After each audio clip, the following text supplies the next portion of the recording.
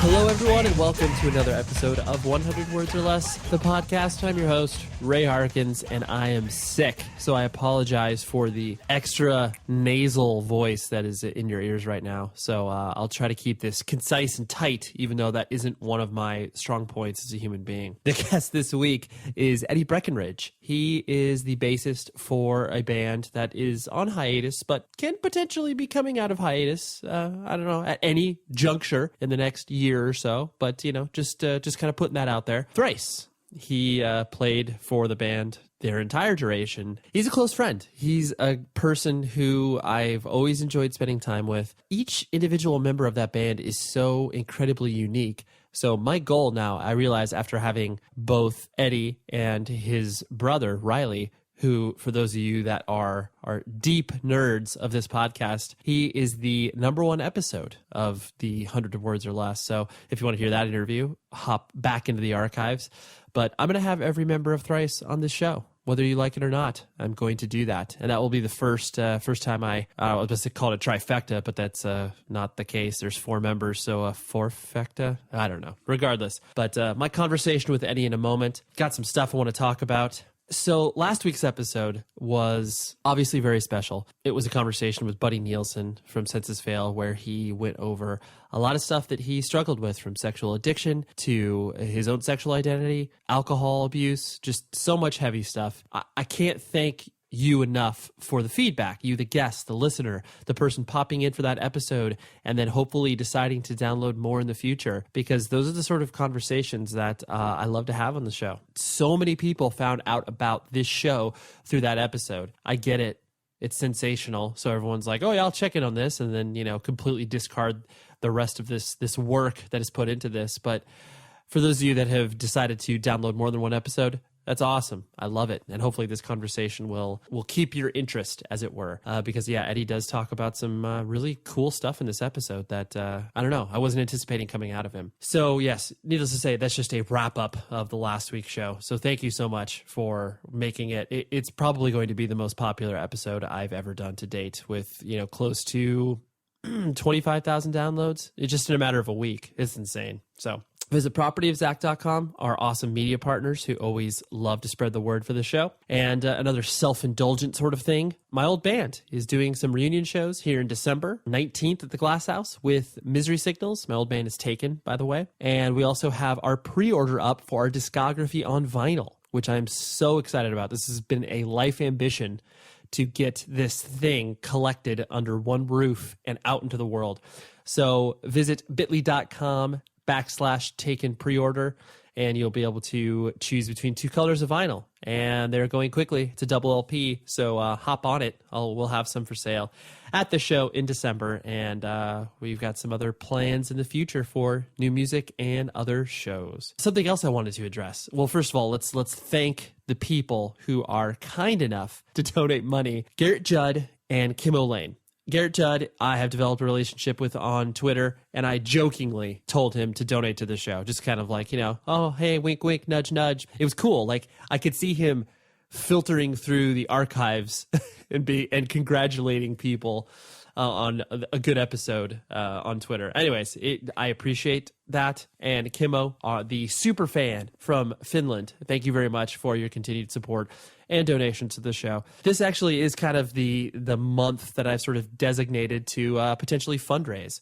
I'm not going to beat you over the head about it. Everyone asks you for money. Every podcast is like, oh, we're listener supported. We really appreciate it. You get it. For those of you that listen to podcasts on the regular, I guess my difference in approach towards this is the more you contribute, the more cool stuff I can do. I have all of these random ideas kind of kicking around in my head in regards to making this show better, whether it's like traveling for interviews, whether it's just being able to dedicate more of my time to this because I have a financial stake in this. So please, if you have not donated as of yet and find this a worthwhile endeavor, please go to the website. 2 things. You can do a one-time donation, which is basically any amount. People pop in. It's like, I don't get a ton of donations. I'll be frank. It's like if I get 1 or 2 a week, I am so stoked. So, and even if it's like $5, I could care less.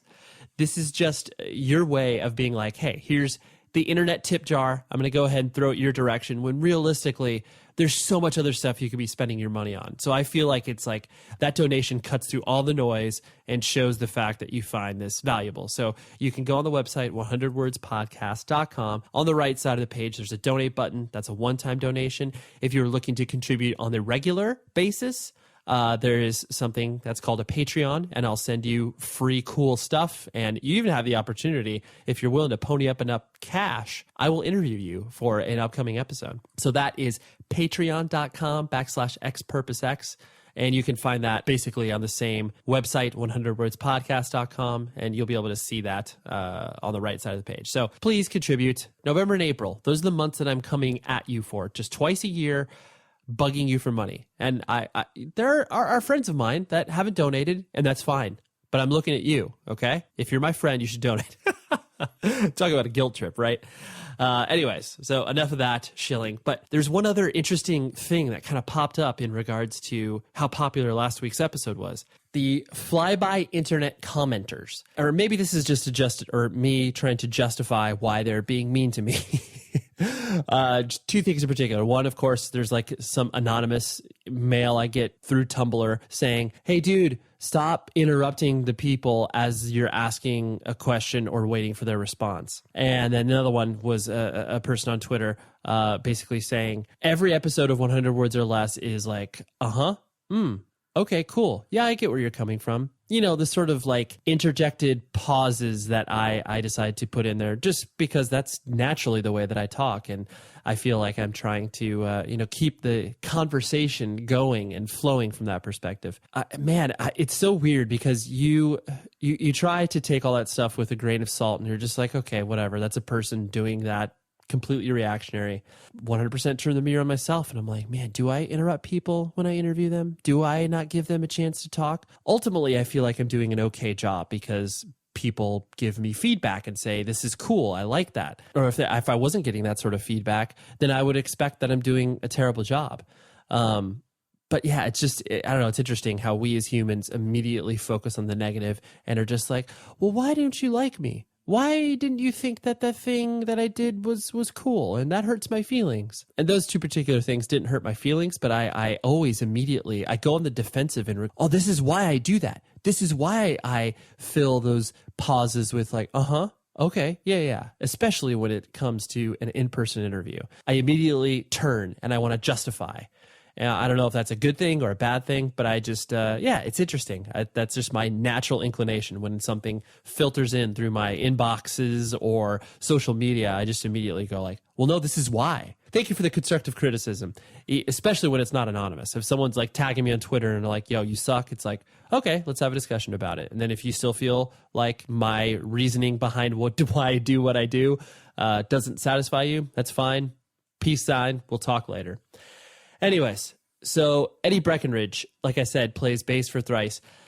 We got to do this conversation when I was in Chicago about a month and a half ago, and we're both pretty loopy. It's late at night. It's like, I want to say 11, 12 at night, and we had attended a music festival all day. So the sort of conversations that we had were unlike most of what I've had. The only other conversation I can think of that I had like this in the show was a chat I had with Chad Peterson, the bassist of Strife, just because, again, that was also really late at night. But there becomes this like weird sort of truth elixir that happens after like 10 p.m. at night. I don't even know if it's like just you're drunk off being tired. I don't know. I mean, neither myself nor Eddie had drinks. I don't drink personally, and I know Eddie doesn't consume alcohol on a very regular basis. So we were both sober, but we, kind of punchy. I think that's the best word to describe it. But Eddie goes through a bunch of stuff, and I'm excited to share this conversation with you. So I'll shut up.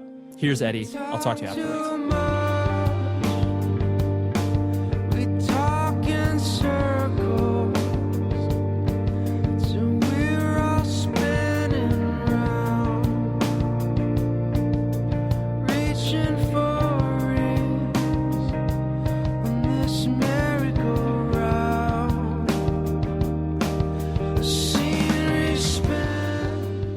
Honestly, I wish I had something specific as far as like our first sort of meeting, but because I've known you for so long, do you remember like when we?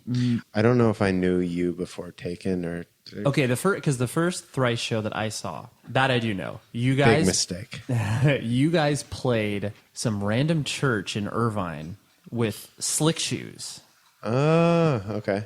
Like, and I just remember, and I think I went there because our mutual friend, your eventual manager, Nick, was like, hey, these guys are playing this thing. Yeah. I just remember, but I only remember, I think, meeting your brother. But anyway, so that was my first memory. He's a memorable one.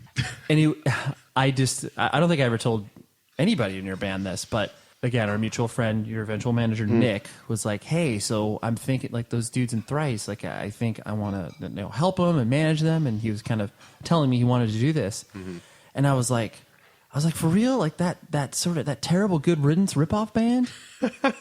Even though, like, I don't know why I always pull Good Riddance out for you guys. We had one song that sounded pretty similar to Good Riddance. Yeah, but it was just funny because I was like, oh man, dude, I don't know about that, man. Like in my infinite, I would have said that too. So honestly, in my infinite wisdom, I was like, oh yeah, those guys aren't going anywhere. And I wasn't even like those guys aren't going anywhere, but like because I think the thing that made what you guys do so interesting was the fact because you wore your influences on your sleeves. Like The Illusion of Safety was coming out, and I had heard the songs before you guys officially released the record, and it was like you had equal parts like botch and soil work, and it was like there are very few bands, even bands that I've known as well as you guys, to be like, oh, that's like a Eddie part, or that's like a Riley part. Yeah. I presume it was pretty deliberate, the fact that you guys were just like, well, here's the bands we liked, and like this is kind of what we want to sound like. Mm-hmm. There's an aspect of us always wanting to incorporate like as many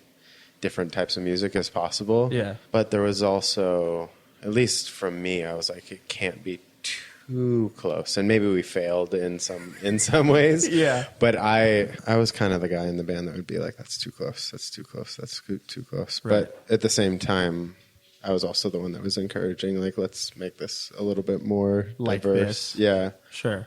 You'd be like, let's push that. Let's not get right. Let's not get it all the way there, just sort of there. Okay, that Iron Maiden riff just changed a little bit so it doesn't sound like Iron Maiden as much. Right. You yourself, born in Orange County or in L.A.? Yeah, I was born in Newport Beach. Newport Beach, at Hoag Hospital? Yes. Oh, great hospital. It's fabulous. I didn't deliver my child, but Whoa. My child was born at that hospital. And so you being a younger sibling, you and Riley are what, 2-3 years apart? 5. That's right. Okay. Yeah. Well, almost 5. Almost 5. Yeah. 4 3/4. Yeah, 4 3. What sort of, kid did you find yourself being like as you were growing up? Like you've always struck me as a person, you've always been very connected to the outdoors, like an active guy. Yeah. Was that always kind of present, or was that something that you grew into? Yeah.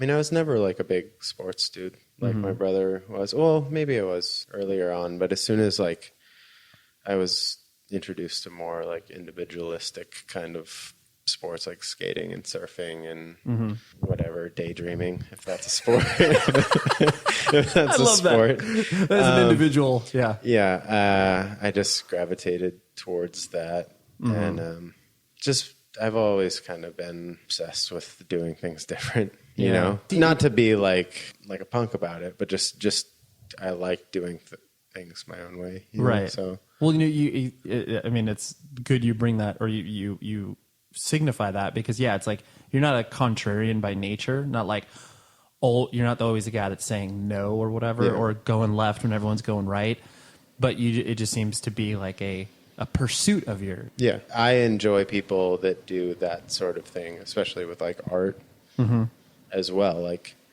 you listen to a band, and the band that strikes you with something that you've never heard before, that's what I gravitate towards. Like, I enjoy things that are like hooky, right, and like, catchy things, but at the same time, I don't know. I think seeing somebody like perceive things in a way that you've never seen, or being introduced to a, just like a new perspective on whatever it is amazing to me, like mind expanding. Right. Like that's what you crave. Yeah, totally. And the best thing about music and art the relationship that you developed with your brother, because you guys, even though there's obviously a lot of similarities that you guys have, there's a lot of things that you guys obviously do very differently, but yet you seem close. Oh, totally. Was there ever divisions in your guys' relationship as far as like, dude, like I'm going to do my thing, you do yours? You guys were kind of always symbiotic like that?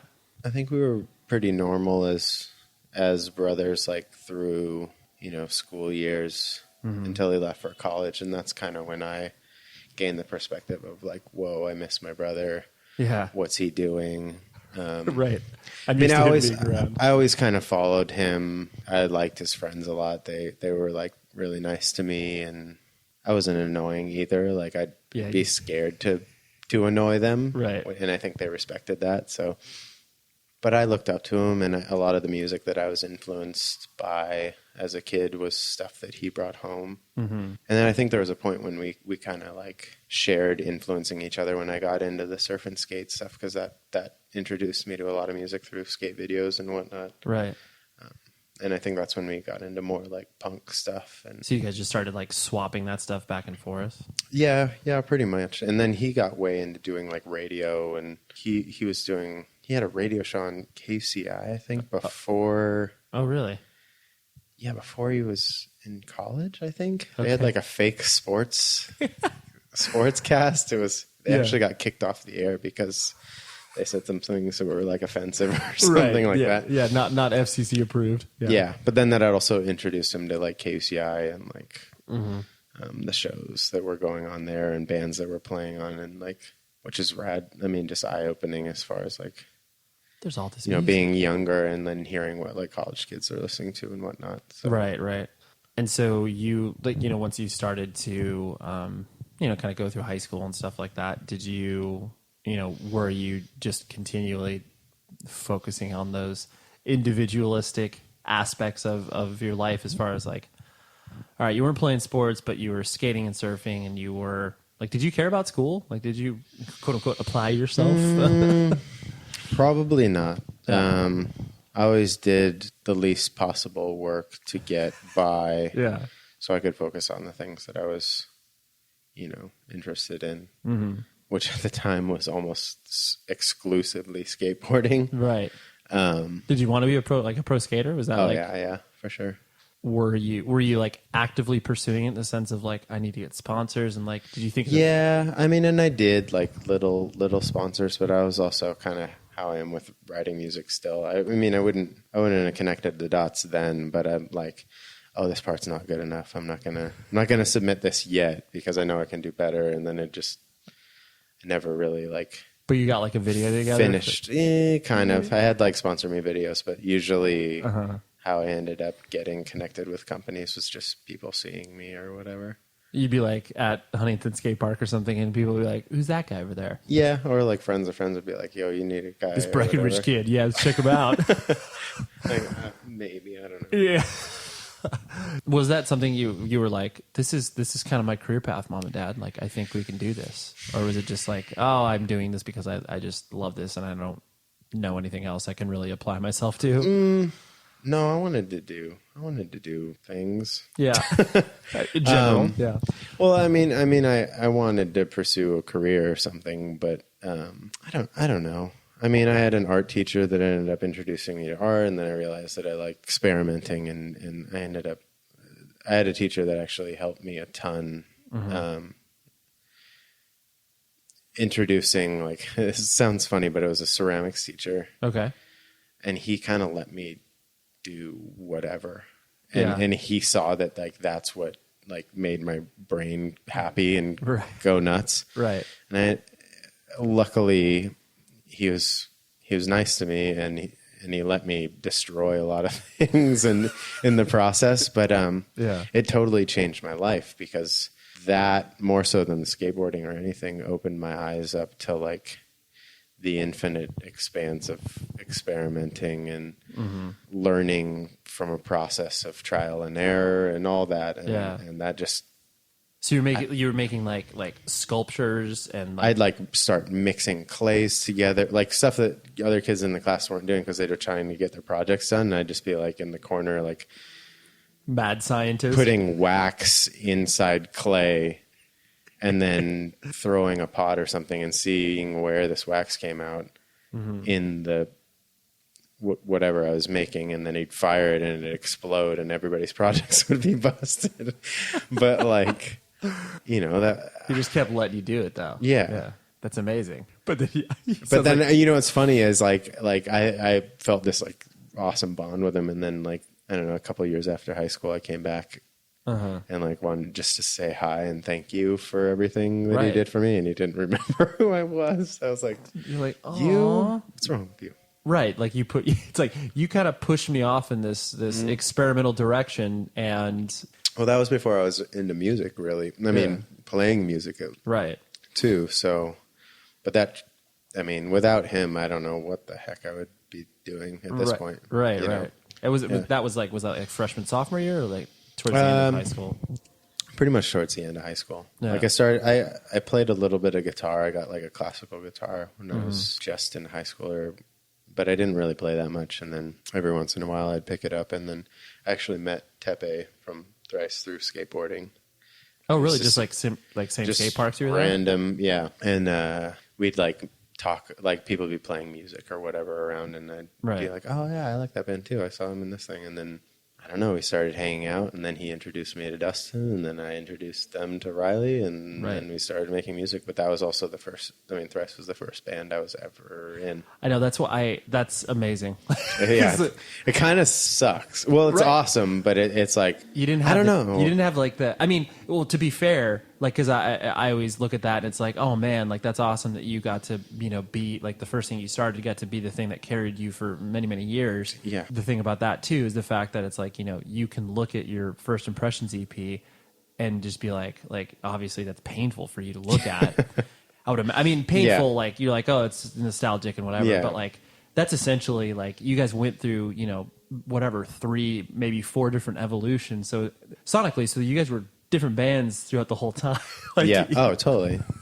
So you kind of did have the first band with just like, here's our first EP, we're terrible. Here's our first full length, like we're minorly better. Like, well, that's the crazy thing too, is that band is still the band, you know, that people know me or know us as like the worst band that I've ever been in is also the best band that I've ever been in. That is mind blowing when you put it like that. Yeah, because it's like you yourself, obviously, it's like so intimately attached to not only like the band but every evolution of it, and it's hard to be like, I'm sure it's hard for you to like draw lines of like, well, yeah, I see like why we were doing it that then, but it's like, well, it's all kind of just one big thing. Yeah.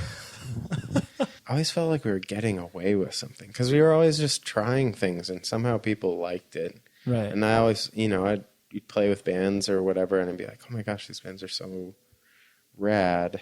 Why are people gravitating towards what we're doing when we're just trying to be as good as these bands that we're playing with or whatever? Right. I don't know. Yeah.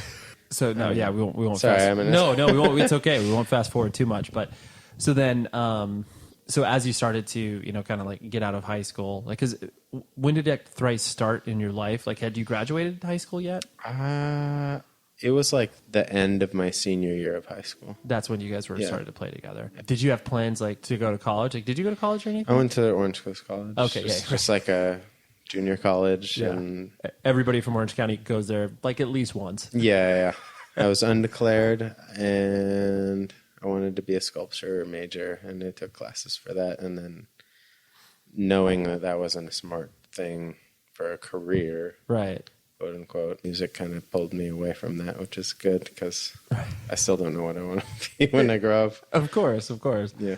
And so then the thing I always find interesting too, where it's like, especially because obviously you and your brother started to like get involved with, you know, the subculture of, you know, punk hardcore, whatever you want to call it, that your parents didn't kind of like summarily, because I mean, you know, it's like whatever, you get one kid that gets into it and the parents are kind of like, all right, like that's manageable. But both you and your brother are kind of like, hey, we're doing this. Like, yeah. But the entire time your parents were like really supportive to a certain extent, or were they? I think there was a turning point. The hardest part, I would say, was when we signed to Hopeless, and the label was like, well, if you guys want to do this, we need you to guarantee that you'll be touring, because that's just, part of the deal. Part of the deal.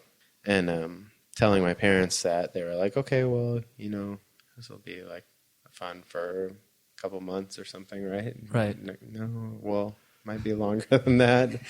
Yeah. And then, but right around that time too, we ended up playing a show at like the House of Blues, in Anaheim. It's pretty close to where we grew up. Right.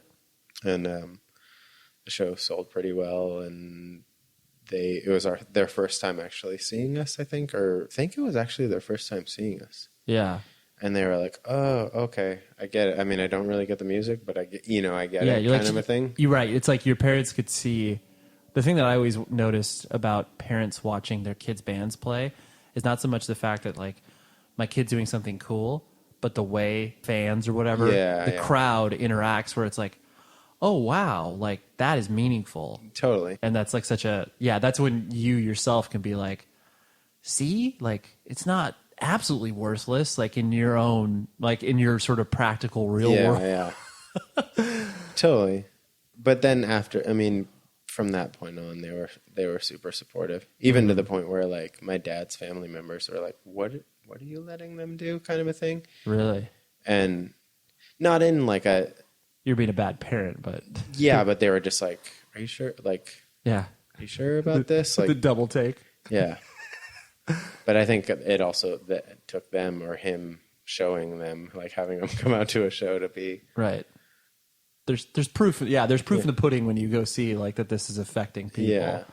With you obviously starting to, once you guys started to play out and play shows and stuff like that. I mean, two things about that time was the fact that it's like, you guys, like, you could probably say this throughout your entire career, you were never home with any band that you played with.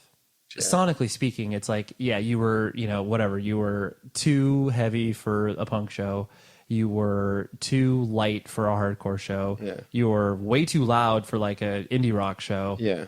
So you just played with, like, anybody. Which was awesome. Right. But at the same time, drove me to be so, I don't know what the word is, anxious or neurotic or whatever about who we were, because, you play with a heavy band and be like, oh, we're not heavy enough. Like, we need to do, like, on the next record, we need to do heavier stuff. And then we play with, like, a super awesome, like, melodic band. We'd be like, we sound so dumb when we're, like, yelling on the stage and just, like, jumping around being idiots. Right. And it was just like a constant back and forth, but the back and forth was healthy because it made us focus and try to pull, like, the best parts that we liked about these bands and somehow try to put them together where it didn't sound like it sounded like they worked together, Right. It wasn't just like a cut and paste hopefully job. We did on some of the earlier records. I don't think we did very well, but right at that time too, it was a lot of bands. I mean, I think maybe your band too, right, thought it was cool to have no repeating parts. Yeah. Oh yeah, it's great. Even the coolest part of the entire song, you only play it once. Right. Like, that part's rad. Let's really milk it for like 15 seconds. Yeah, 15 seconds. Should we go back to it? No, man. No. We already did that. Yeah. Okay. Oh, well then, yeah, we got to come up with some other sick parts around it. Yeah. And so, yeah, I mean, that's why obviously it was so, whatever, apropos when, Identity Crisis came out, and that was, like, completely, like, obviously the album title was a conscious thing. Oh, totally. So, like, that was ultimately just like, you guys, well, like, we're not home anywhere. Yeah. So this is why we. But, well, that title, I mean, partially came because we sent, like, demos out to record labels and whatnot. Right. And I remember we got one back from, don't quote me on this. Right. But I'm going to be quoted on it because I'm saying it. Right. I think it was Fat Records was like, thank you for, like, what you submitted. Right. We think you don't really know who you want to be. Okay. That's probably true, but right. It's still fun, so whatever, Well, especially, was that like a letter back to you guys? Yeah. Right. Back when you got the letter back, right? Before Exactly. email. Total. Yeah, you get the rejection letter or like the form letter coming back where it's like, oh, yeah, they didn't like that. Yeah. but it's actually written towards us. Right. Yeah. Especially, yeah, you're like, oh, that was a personalized thing. Yeah. Thanks. They actually heard it. Yeah, they listened to it and they call us out for it. Yeah. Like when, you know, obviously as you guys started to progress and like you mentioned, like signing with Hopeless and things started to grow, when for you personally did you start to feel that was like, this was a quote unquote like real thing where you like, you noticed it having either like an impact, either whether it was like a specific show or something along the way where you were just like, this is weird? Because, you know, like I would imagine that throughout even the earlier years, I doubt that you would have referred to yourself as like a musician, you know, Yeah. like.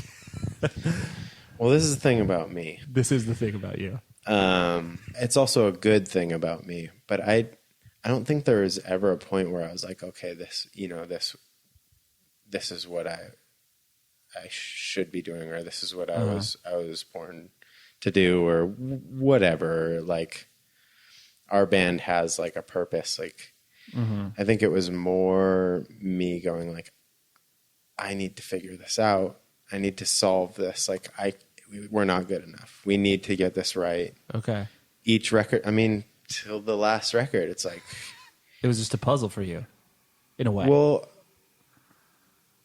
I mean, the feedback that I've received from people that like the music, I'm like, you know, they're like, oh, we like this so much. Like, thank you. And I'll be like, can I tell you where it came from? Yeah. You know, like, this is what I like. This is what we were talking about. And this is another reason why we like to put liner notes in the records about like what the songs were about or what we were writing about. Totally.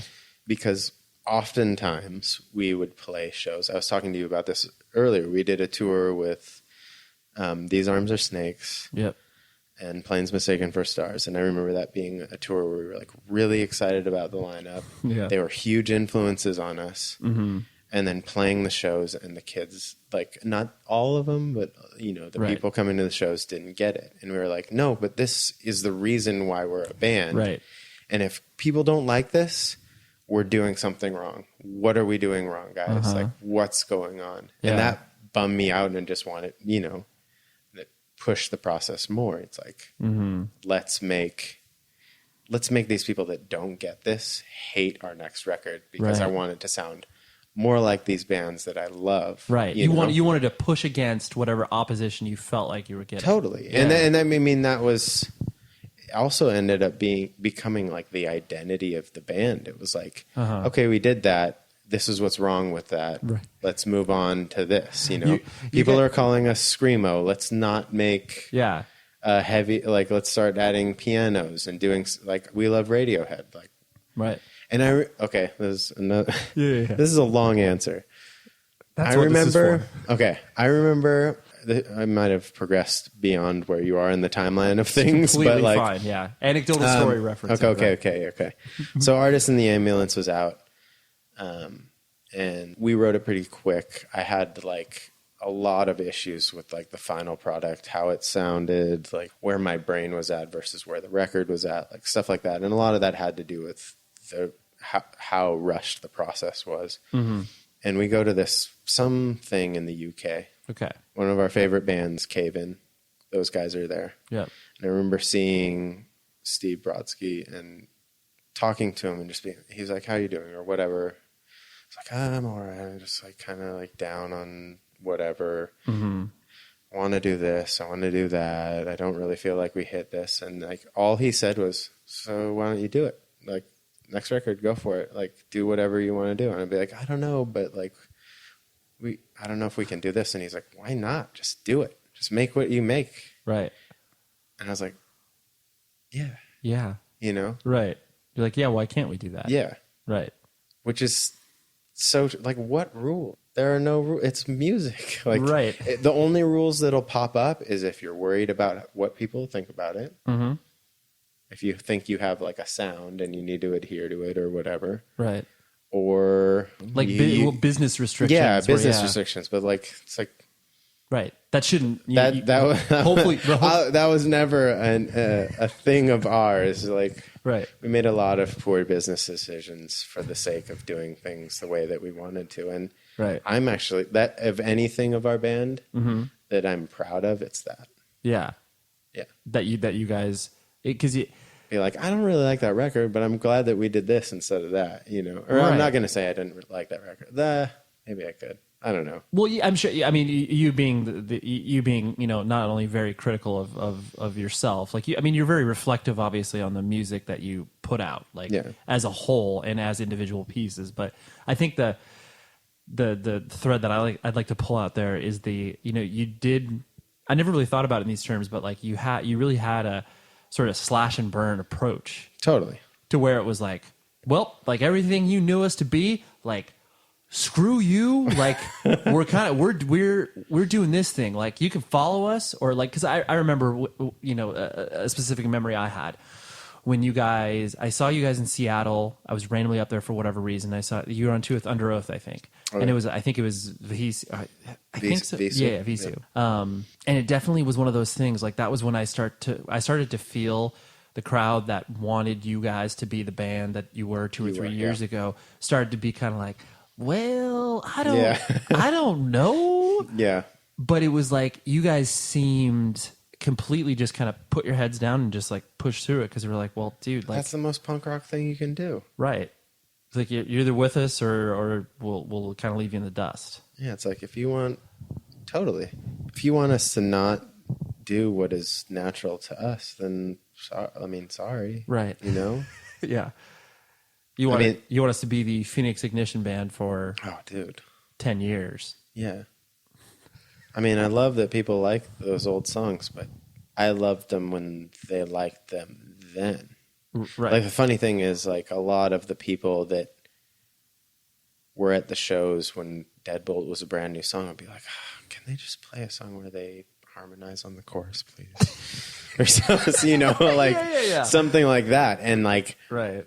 Deadbolt felt punk at the time, but because we changed so much, like, and I don't know I just say punk because it feels cool. Well, it's a punk idea. I mean, it's the, you know, I mean, you're not like Liberty spiked, like, yeah, but you in my mind I am. Right.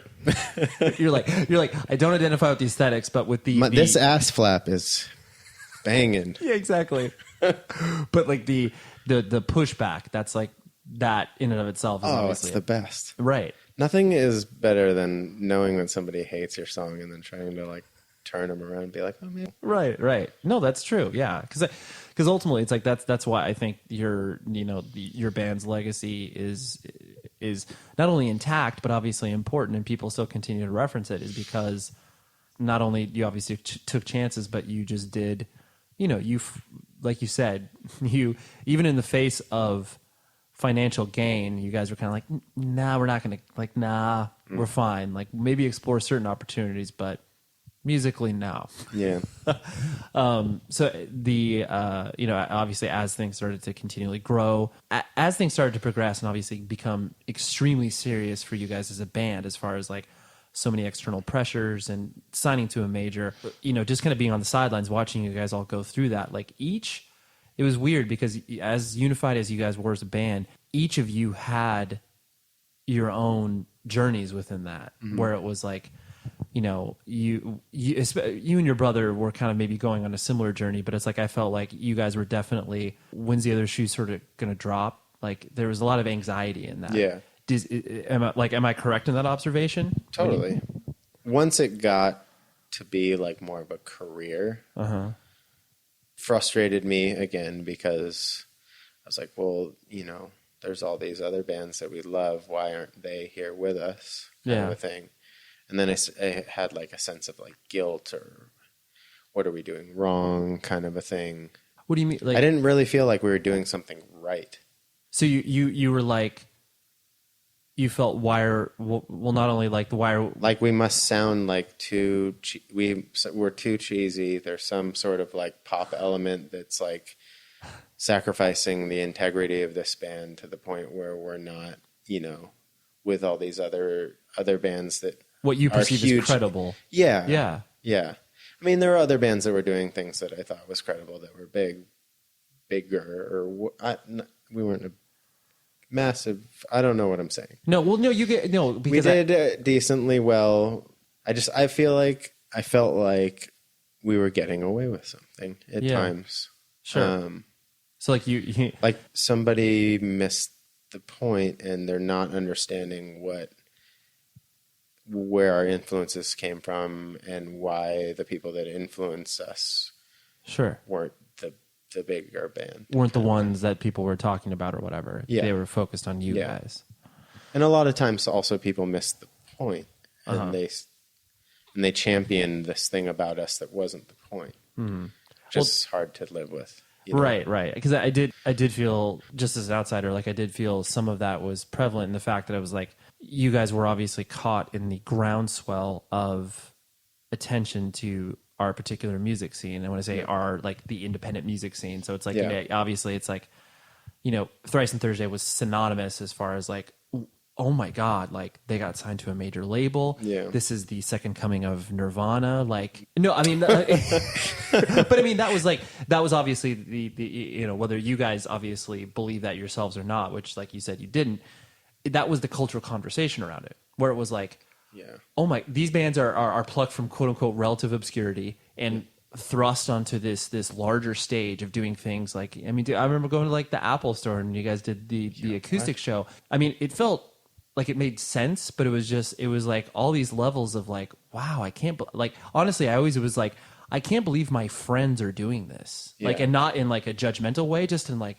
this is some crazy shit. Yeah. Weird living it. Like it didn't feel real and the dots didn't really connect, and it was a strange time. But that's also when I learned to like, you know, I could just let anxiety go insane. How are you coping with yourself, where it's like, were you like you said, the anxiety, like you could have let that sort of like override you? Like, did you try to just keep it away by trying to just to kind of focus on like the day Close my eyes a lot. Yeah. A lot of pretending that things weren't real. You know, I didn't drink or do drugs or anything, so it was just a lot of almost like, I don't know, concentrating on other things that you could like just concentrating on the music. Sure. And just letting that be what you could control in some capacity. Yeah. Okay.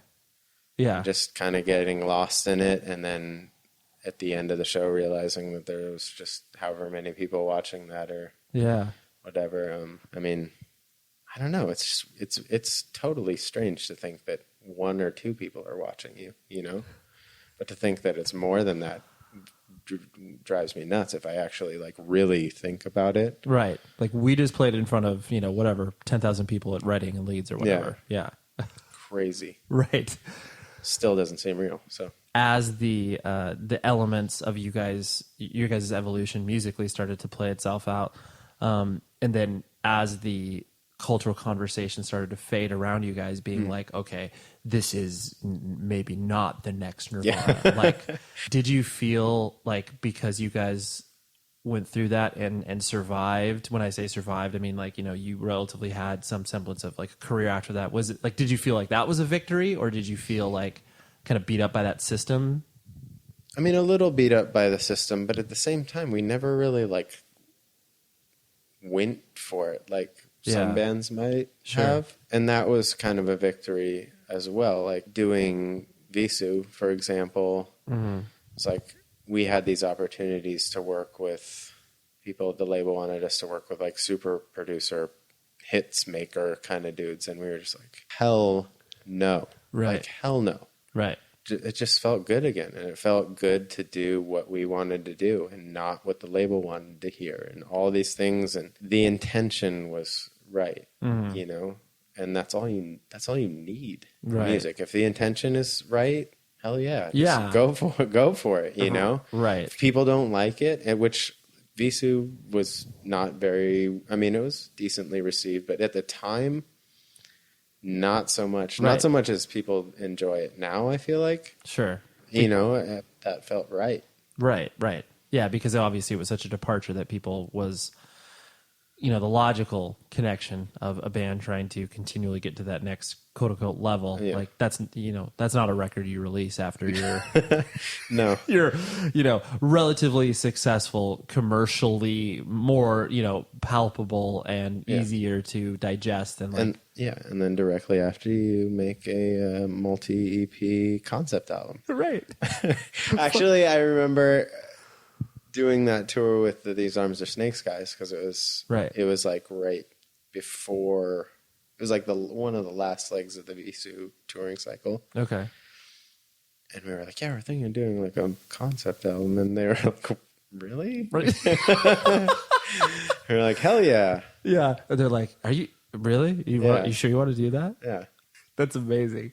As you guys continue to, because I mean, it was cool to not watch the proverbial sort of like bottom drop out on you guys, because like there always is that fear. Yeah. Of, I mean, like when I say bottom drop out, where it's like all of a sudden it's like, you know, your tours get progressively, not even progressively, but it's like, yeah, you guys are playing House of Blues, and then all of a sudden, like, you know, next record cycle, you're like, dude, we're playing in front of a half empty Chain Reaction. Like you never fell that far. Yeah. I mean, there was like a spot, especially like maybe not so much in our like home cities where we're like, whoa, like things are getting a little bit. Oh, really? Slim. Yeah. You felt like you felt like it was like dicey and maybe, I mean, like not like maybe long term, but you were just like, oh, like you felt the effect of your challenging music path.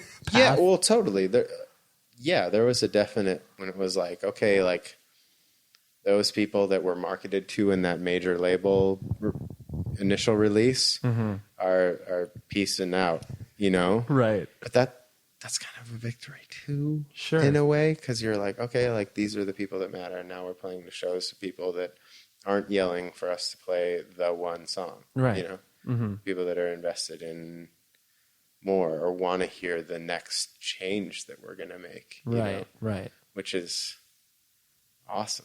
Right. I mean, it's so weird because it just challenges like what is success? It's, you know, doing what you want. Mm-hmm. Maybe not feeling like a huge pride over it, but just like feeling good about your path, I think is like a really important thing. Right. That's like, cause yeah, obviously success is such a, you know, movable object that it always blows my mind when it's like, you know, you look at bands and they're always like, oh man, I want to be like that band at that level. And then it's like, all you do is extrapolate that, where it's just like, whatever, you look at some of a band like Coldplay, like what do they desire? Do they desire to be like U2? And then what does U2 desire to be like? It's just a, you know, like a perpetual motion machine. Totally. And like, I mean, that pursuit in and of itself is obviously like, that's not where the quote unquote success lies. Totally. But it also, and this all goes back to, why did people like you in the beginning? Mm-hmm. People didn't like your first record because it sounded like the last record, because that didn't exist. Like, it's like, what is that magic of that first record that people enjoyed? Can you continue that for a career? That's true. I hope so. Right. Like some element of that. Yeah. Yeah. It's like your ability to go back and pull from that initial, like, youthful. Well, yeah. Let's do this. Right. You know? Right. That's what's rad. Yeah. And so the band started to, you know, wind down, and something that I never was really honestly like worried, just as a friend from my perspective to you, and honestly not so much from like anybody that was really in Thrice, but like obviously a lot of people wrap up their identity, like you are Eddie from Thrice, like at junctures in the band, like did you ever feel yourself buy into that sort of ego play, and then was it difficult for you to transition out of that, if you did? No. Okay. I mean, I never had an issue with having my identity be the band, because because I was always like, I don't want my identity to be the band, because I want to be better, or I want to be like, you know, like I was saying before, like I like these other bands better than my band. Like, I don't want to be identified as this thing that isn't as good. Do you know what I'm saying? Like, it's it's like you, like, I didn't have an ego about it because I didn't have an ego about the band, because like, I was like, this band is kind of whatever, right? You felt lesser than kind of everybody around you. I mean, and like, not they'd lesser. be like, I love your band, and I'd be like, no, but yes, thank you, but no, this band's way better. Right. So I didn't have an issue with that. Right. And then transitioning beyond I think the struggle is and was more, was I gifted this awesome opportunity? Do I deserve to continue to pursue my dream when I've already been able to do it more than most people get to, you know? Yeah. You're really hard on yourself. Yeah. But I kind of like that about myself, but it is a... Where do you, I mean, like, I mean, your brother has obviously an element of that as well, but like you, I mean, you're way harder on yourself. Like at least maybe outwardly. Like where does that come from? Like, was either your mother or father like? No. Yeah. That's the weirdest thing. Okay. Part of it might have to do with like a competitive spirit, but I'm not like a competitive with other people. I'm really competitive with myself. Internally, sure. So it's like, but that's also what drives me to be better at what I do. Right. And I like that about myself, but it also has this negative effect where it also keeps me from buying into any hype. Or also pursuing things that I really want to do because I have this anxiety about it not being good enough or whatever. I mean, it's been 2 years and I don't have new music out. Right. And that's 100%. I have so much music written. Right. But it's like... Do you feel like it's like fit for public consumption? It is, but it can be better. So it's a constant cycle of self-abuse. Right. Yeah. I'm a self-abuser. Both you and your brother were very transparent, obviously. I mean, when I say transparent, like obviously addressed it on social media, like when your father passed away. And that was such a weird time, obviously, for like each individual member of the band, because they went, I mean, not only did you and your brother lose your father, but like everybody else in the band lost someone like really important to them within like a 2-year period, you know? Yeah. I mean, obviously it was a tragic thing of your father passing away. Like, how did you feel like it sat with you? Like, did you start to, I'm projecting on you because, I mean, I lost my father, it was like maybe about 2 years before you guys did. Yeah. And so like, I'm projecting this where it's like, did you start to go through like the things like you regret not doing with him, or like, where did you, what sort of, grief process did you go through from that perspective? Well, luckily, I mean, from the point that also because I'm hard on myself, I didn't let regret end up happening. Okay. So the only regret that I have is stuff that was prior to the awareness of his passing. Sure. And instantly, like, my whole life was dedicated to zero regret, to him. Okay. Which I'm happy. I'm happy I did. Right. But then with him passing, I also became very aware of this void that I didn't exist would happen, where everything just all of a sudden meant less. This is super depressing. Yeah. No. This is, but it's real. Yeah. Something great happens in your life and you're like, meh. But I don't have that to share. Yeah.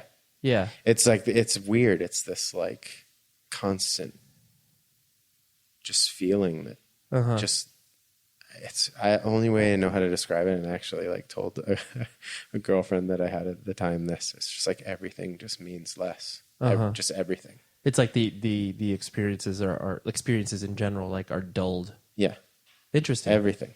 And, because obviously it's like another way that people perceive that sort of thing is, whatever. It's like once you, taste death, experience death, you see, the colors are more beautiful. Like, you're like, I mean, usually that's applicable to like if you yourself experience something. Yeah. But that's interesting. I've just never heard. Because I didn't go through that experience. What you're talking about, but that's interesting. Yeah. Because I mean, like logically, it makes sense. You're like, oh yeah, like I get that, because like the points wherever like I miss my father, it's always I don't have someone to reach out to like either console me, to share in this joy, or totally, and that is what lingers. Yeah. The idea of what obviously you're focusing on now, and like you were talking about the anxiety that prevents you and kind of from either releasing stuff, whatever it may be. Yeah. How is it that you attempt to cope with it? Like, I mean, do you think it's something that's like actually manifested where it's like a clinical thing? Like, is it something that you've ever been like diagnosed with? Like, as far as like, have you gone to, psychiatrists or anything like that? From that? I actually tried, and I think it helped. Uh-huh. I think my initial reaction, no, like make me work on something. Don't let me just like talk. Like I want to figure this out. Same with like the way that I am with like music or whatever. I was like, I don't want to like dilly dally. Let's just like, let's do it. Let's fix this. Right. Like, right. I don't have time until I. that is a very dude like way of. Yeah. yeah. I don't know. It's interesting because now my perspective is everything means so much. Every decision, every each time you say hi to somebody or not, or like whatever, it's every moment can totally change your life or somebody else's life, and like I kind of like trip out on all that stuff in a cosmic way, sure. Yeah, but then that also developed this crazy anxiety that I'm still trying to figure out how to deal with. It's like, if all this stuff means so much, I'm yeah, no, you can, of course okay. you can. Fucking like the fear, yeah. Everything means so much. It's like, wow. Right. So, and I'll be figuring that out for the rest of my life, I think. Yeah. But, I don't know. The things that encourage me, I think, more than anything is looking the way my dad did things, and how positively he affected other people's lives, and trying to let that pull me out of this paralysis or this like anxiety that I have.